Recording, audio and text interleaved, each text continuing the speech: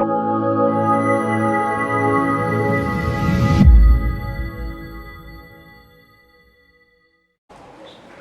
Sobat Konstitusi, hari ini sudah hadir bersama kita Prof.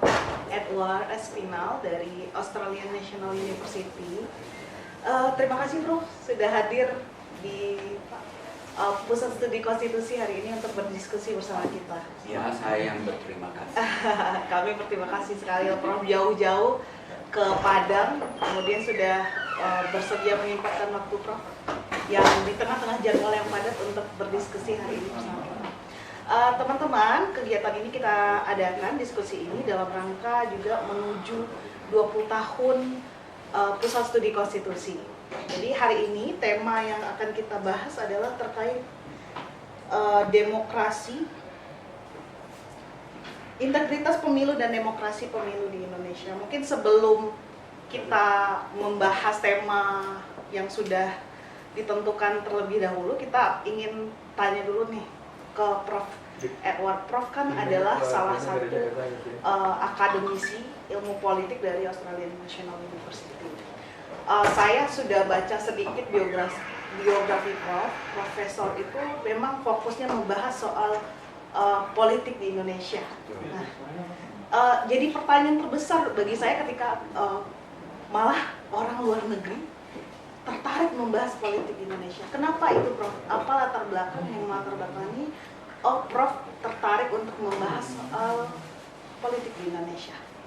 Ya, terima kasih. Kalau saya itu ceritanya panjang sebetulnya.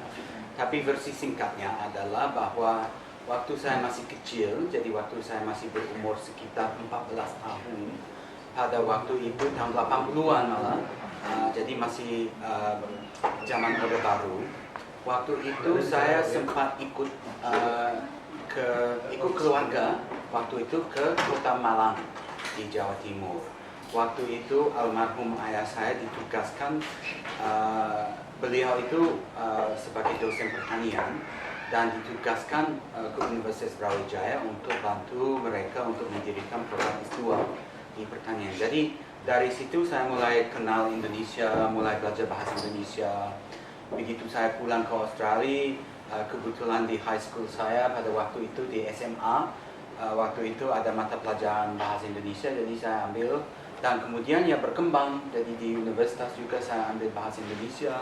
Dan dari situ ketertarikan saya dengan Indonesia pada umumnya, dan karena latar belakang saya memang orang ilmu politik, tertarik dengan politik, ya tentu saya meneliti politik Indonesia. Dan akhirnya saya S3 mulai melakukan penelitian S3 di tahun 90-an menjelang jatuhnya Soeharto. Dan waktu itu saya meneliti politik Indonesia khususnya gerakan mahasiswa, kelompok NGO, LSM, dan kelompok yang beroposisi pada Soeharto waktu itu. Dan ya dari situ saya bisa melihat selama ya lebih 20 tahun ini perkembangan demokrasi di Indonesia. Itu versi singkat. Versi singkat ya, menarik ya. Ternyata Prof sudah pernah tinggal di Indonesia sebelumnya. Ya pernah. Berapa lama itu Prof? Waktu saya masih kecil itu sekitar 1,5 tahun. 1,5 tahun. Ya, kemudian waktu penelitian S3 juga sekitar 1,5 tahun. Oke, tapi walaupun singkat waktunya ternyata Prof bahasa Indonesianya lancar sekali. Ya, gimana ya? Memang dari dulu itu Indonesia menjadi bagian yang sangat penting dalam kehidupan saya. Jadi saya berusaha untuk mempelajari bahasanya, untuk mengenal budayanya dan seterusnya. Terima kasih Prof. Mungkin itu sedikit ya teman-teman perkenalan diri lah ibaratnya ya dari Prof Edward. Nah Prof, kan ini sekarang kita lagi di tahun-tahun pemilu nih Prof. Kita sudah melewati pemilu presiden, sudah melewati pemilihan legislatif. Sekarang kita mau menuju ke pemilihan kepala daerah di Indonesia. Sebenarnya kalau dari sisi Prof melihat sendiri di Indonesia itu bagaimana sih tren pemilu di Indonesia saat ini? Ya, jadi salah satu tren yang paling kelihatan sekali saya kira yang masih berlanjut sampai saat ini adalah semakin menguatnya klaim politik uang, bahwa sebetulnya sudah mulai nampak sudah mulai cukup jelas sebetulnya sekitar tahun 2014 bahwa fenomena pembagian uang, sembako dan lain sebagainya kepada pemilih merupakan satu bagian yang semakin menonjol dalam pemilihan Indonesia, dan sepertinya itu semakin menguat. Jadi belum ada upaya yang sangat berarti untuk mengurangi hal tersebut. Sehingga kalau dahulu misalnya pada waktu kami melakukan penelitian waktu itu, kalau ada seorang calon yang kasih uang 50.000 atau 100.000 kepada calon pemilihnya, itu sudah tergolong besar. Sedangkan sekarang ada yang saya dengar misalnya di Provinsi Sumatera Barat ini ada yang sampai 1 juta. Jadi dari segi skalanya saya kira itu salah satu kecenderungan yang sangat terlihat sekali, dan merupakan sesuatu yang sampai saat ini belum bisa diatasi dan memang menjadi bagian yang yang sulit dipisahkan lagi saya kira dengan dinamika politik elektoral di Indonesia. Oke, jadi Prof melihat bahwa tren sekarang itu justru politik uang bukannya berkurang tapi semakin marak ya terjadi. Ya, kelihatannya seperti itu karena baik kalau kita melihatnya baik dari segi atau dari sudut pandang seorang pemilih maupun dari sudut pandang seorang calon, dua-duanya sepertinya masuk dalam sebuah lingkaran setan, di mana banyak calon menganggap walaupun mungkin mereka secara pribadi tidak mau menggunakan uang, tapi kalau mereka tidak menggunakannya, mereka atau mereka mengira bahwa mereka sudah bisa dipastikan akan kalah. Jadi mau tidak mau menurut justifikasi atau menurut argumentasi mereka harus pakai. Sedangkan dari pihak pemilih juga, walaupun banyak pemilih juga menyadari bahwa politik uang itu tidak baik, mereka juga agak, karena mereka melihat banyak politisi itu melakukan korupsi dan lain sebagainya, mereka mulai kehilangan harapan dari dunia politik, sehingga mereka juga anggap ya lebih baik saya ambil uangnya daripada saya tidak mendapatkan manfaat sama sekali dari pemilihan ini. Nah, itu memang menjadi suatu persoalan yang semakin berat sepertinya. Terutama setelah Prof sudah nonton belum itu film Dirty Plot? Oh iya, pernah. Yang membahas di dalam film itu mereka ketiga aktor dalam film itu sempat membahas soal pork barrel. Pork barrel ya. Gimana tanggapan Prof soal yang dimaksudkan pork barrel yang dilakukan oleh calon secara perorangan atau pork barrel yang dilakukan secara masif oleh pemerintah? Ya. Jadi saya kira itu juga merupakan suatu tren baru ya, bahwa terjadi politisasi terhadap pemberian bansos misalnya.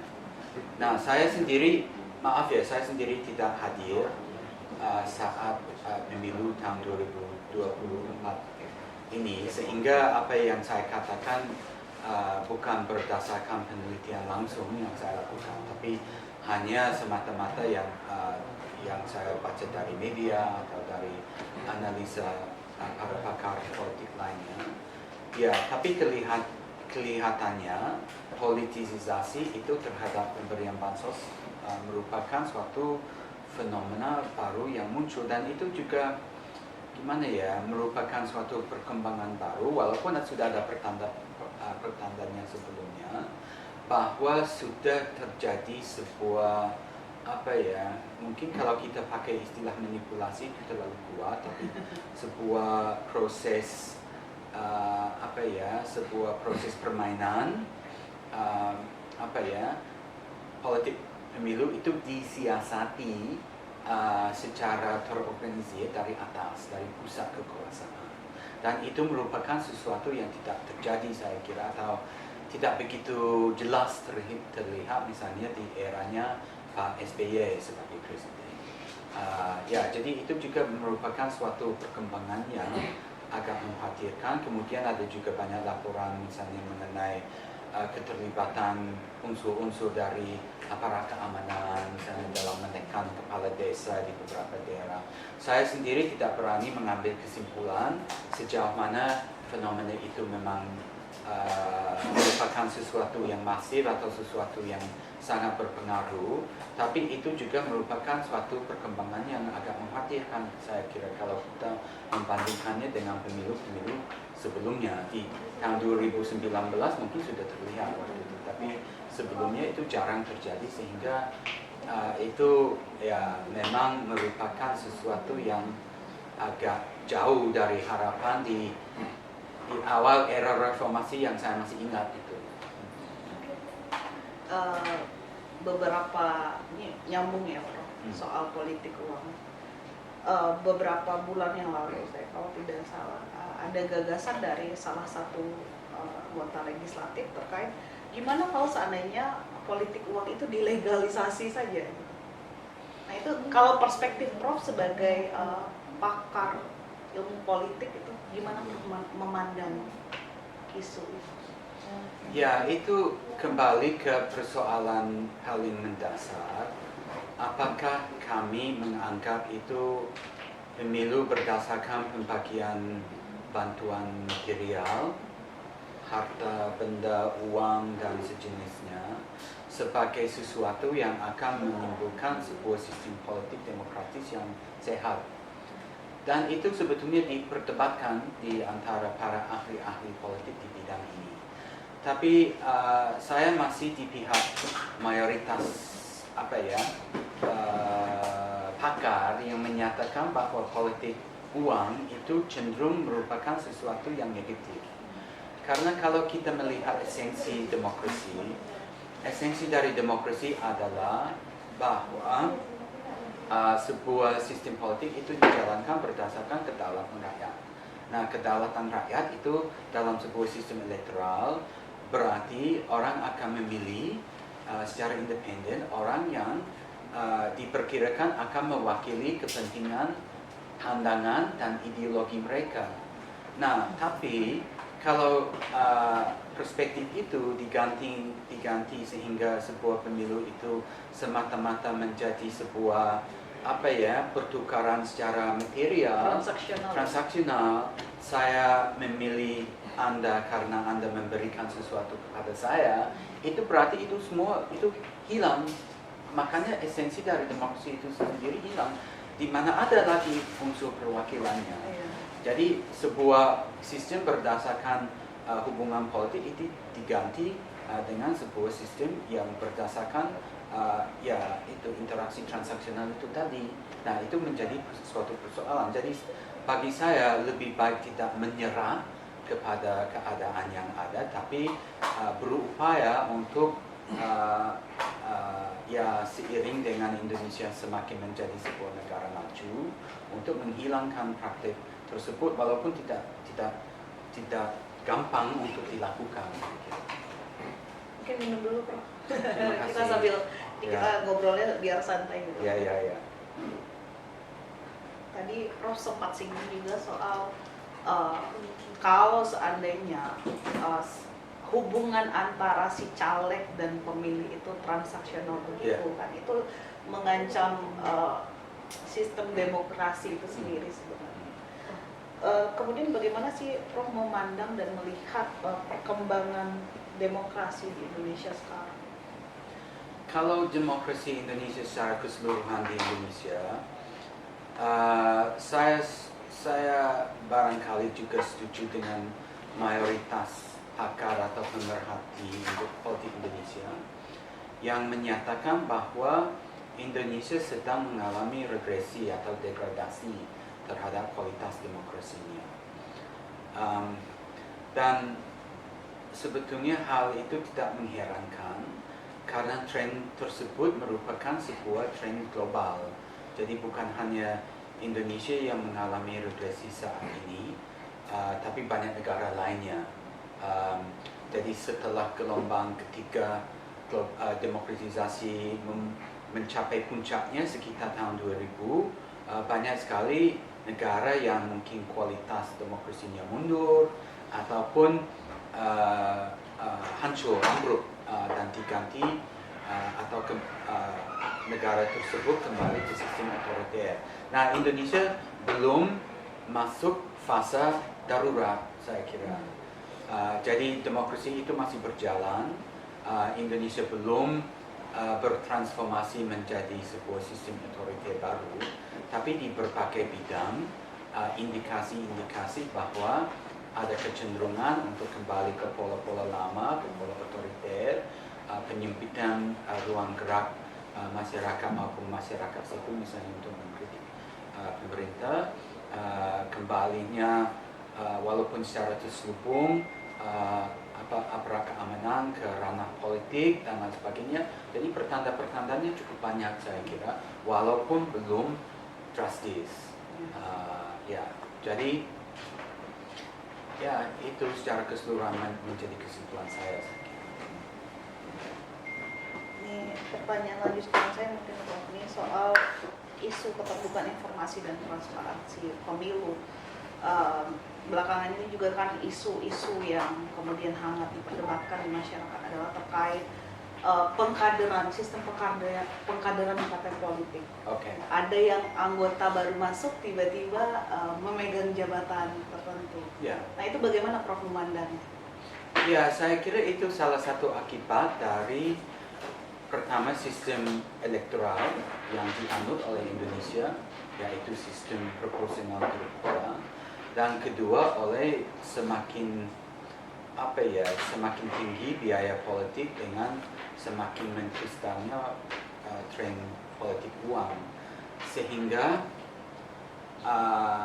oleh karena sistem terbuka itu calon yang menang rata-rata adalah calon yang bisa membedakan dirinya dengan calon alternatif dari partai yang sama. Itu berarti dengan sendirinya akan menghilangkan atau menghapus unsur persaingan ideologi atau program dari arena elektoral. Jadi dominan personnya ya? Ya, orang memilih berdasarkan ketokohan exactly, seorang. ya. Jadi persis begitu. Kalau kita wawancara dengan seorang calon dari partai apapun, mereka selalu akan bilang bahwa yang menjadi faktor nomor satu sekarang adalah ketokohan. Tapi ketokohan itu seringkali berjalan beriringan dengan uang, kekuatan uang. Sehingga supaya tokoh itu menjadi terkenal, dia akan bukan hanya politik uang dalam bentuk yang paling vulgar, yaitu serangan fajar, tapi juga melalui banyak cara akan mempromosikan diri sehingga menjadi terkenal. Sehingga ya kalau kemudian partai-partai itu semakin kehilangan spesialisasinya di bidang ideologi masing-masing, ya itu suatu konsekuensi dari itu. Sehingga kalau dulu itu sistem politik Indonesia dikenal politik aliran, politik ideologis. Sekarang antara mayoritas partai yang ada apa sih bedanya? Secara programatik, secara ideologi tidak bisa dibedakan lagi. Karena tidak jelas arahnya mau kemana. Ya, belum tergambar spesifik. Belum tergambar, dan platform partai tidak penting saat kompetisi, saat persaingan elektoral, karena yang dijual ke pemilih bukan lagi platform atau program partai, tapi dalam mayoritas kasus adalah ketokohan itu tadi. Sehingga kalau seorang calon itu awal karirnya di Golkar, kemudian melompat ke Demokrat, kemudian pindah lagi ke Gerindra, misalnya, itu sudah menjadi hal biasa. Dan bukan hanya ketiga partai itu. Iya. Nah, soal ketokohan ini juga menarik nih, Prof. Kalau kita tadi kan kita bicara soal parpol, isu yang menarik ketika pemilu DPD kemarin di Indonesia adalah komedian itu mendapatkan suara tertinggi. Ya, langsung duduk. Berarti kan sejalan dengan pendapat dari Prof tadi, memang orang itu melihat apakah yang dilihat tuh visi misi kah atau cuman sebatas oh orang ini terkenal gitu. Ya, memang itu salah satu konsekuensi, dan Indonesia bukan satu-satunya negara yang menganut sistem yang berdasarkan pilihan secara perorangan. Tapi dalam sistem tersebut, ya biasanya yang menjadi faktor paling menentukan adalah apakah sang calon itu dikenal dan populer di mata masyarakat. Sehingga banyak sekali yang berlatar belakang sebagai apa istilahnya artis, komedian dan lain sebagainya. Tapi menurut saya itu masih lebih bagus ketimbang seorang calon itu dipilih hanya semata-mata karena dia punya kekuatan uang. Prof, ini selanjutnya kita mau bicara soal tadi Prof sudah bilang bahwa ketika pemilihan itu hanya didasari dari politik uang, itu kan artinya politik itu tidak sehat ya. Kita mau bicara soal bagaimana perspektif keadilan dalam pemilu. Kan setiap orang itu kan punya kesempatan sebenarnya untuk untuk dipilih, untuk menjadi anggota legislatif. Walaupun mungkin secara kemampuan dia mampu, tapi secara finansial tidak. Kan problem politik uang itu kan akhirnya menambah gap antara orang yang ibaratnya punya kemampuan dan wawasan, tapi di satu sisi mungkin lemah secara finansial. Nah itu gimana Prof menanggapinya? Ya, itu memang menjadi suatu persoalan, dan ya sekali lagi itu bukan hanya persoalan bagi Indonesia saja. Jadi salah satu harapan kami dari sebuah sistem demokratik adalah bahwa wakil politik yaitu di parlemen atau di lembaga perwakilan lainnya, itu kurang lebih akan mencerminkan masyarakat yang memilihnya. Sehingga misalnya kalau ada perbedaan suku atau perbedaan ras, perbedaan agama, itu kurang lebih lembaga perwakilan itu akan proporsional dengan proporsi segmen-segmen masyarakat yang ada. Nah, salah satu persoalan di banyak negara, dan bukan hanya di Indonesia, di Australia juga begitu, adalah bahwa anggota parlemen, kalau di Indonesia anggota DPR, itu cenderung berasal dari golongan menengah ke atas. Sedangkan elitis menjadi sangat elitis sekali. Dan tren itu semakin diperkuat di Indonesia, di mana uang yang dibutuhkan oleh seorang calon supaya dipilih itu semakin besar, sehingga bahkan calon yang mempunyai latar belakang kelas menengah biasa pun tidak sanggup, hanya orang yang sangat kaya.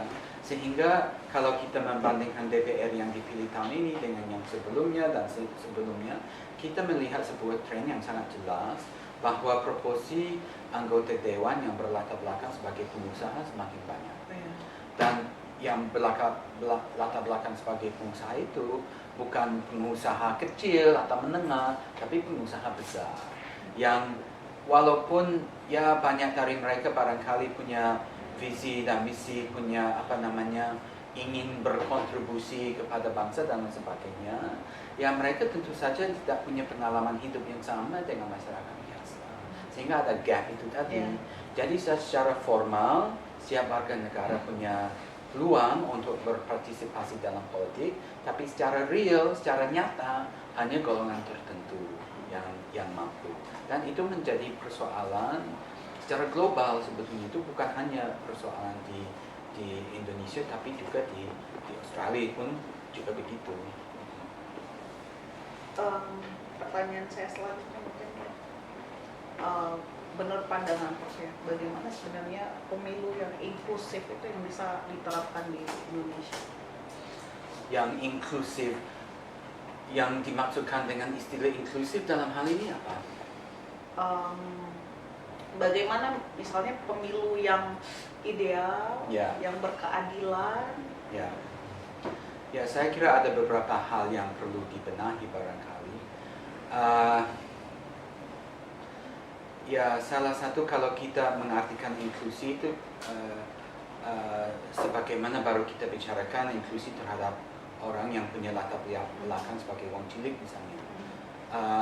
Untuk itu tentu saja harus mengurangi biaya politik. Nah, kita kembali ke masalah politik uang itu tadi. Dan sebetulnya dalam beberapa hal yang menjadi persoalan di Indonesia adalah bahwa aturan-aturan yang sudah ada tidak dilaksanakan secara baik. Gitu. Sehingga sekarang misalnya serangan fajar itu terjadi secara sangat terang-terangan, secara sangat terbuka, tapi jarang sekali ada tindakan hukum yang diambil.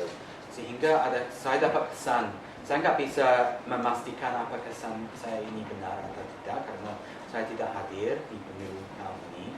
Tapi seolah-olah penyelenggara melakukan pembiaran terhadap fenomena tersebut. Jadi itu pertama saya kira bahwa aturan yang ada itu sebaiknya dilaksanakan dengan baik. Dan kedua, tentu saja perlu barangkali kebijakan baru untuk mengurangi biaya politik itu tadi.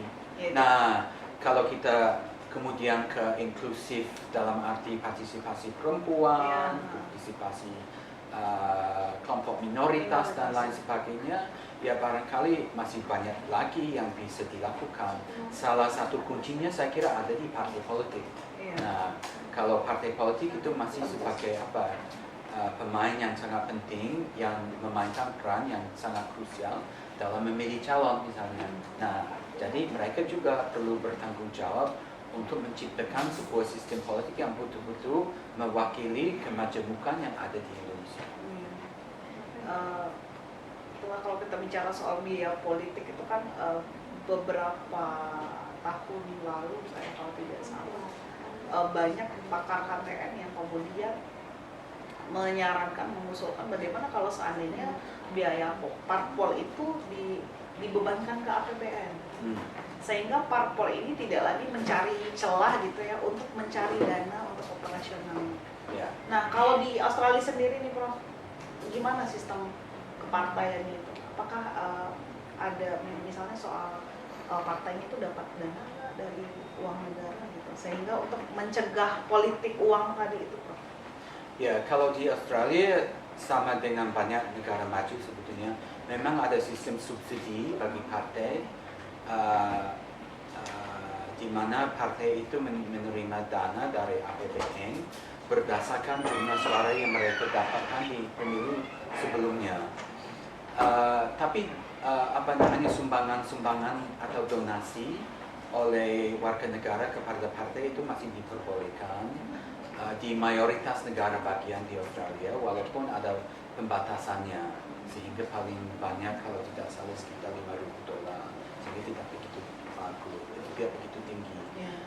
Nah, jadi saya setuju dengan langkah itu, namun saya khawatirkan kalau diterapkan di Indonesia, bahwa yang saya khawatirkan adalah kalau kebijakan itu diterapkan tanpa upaya untuk mencegah penggunaan uang pribadi.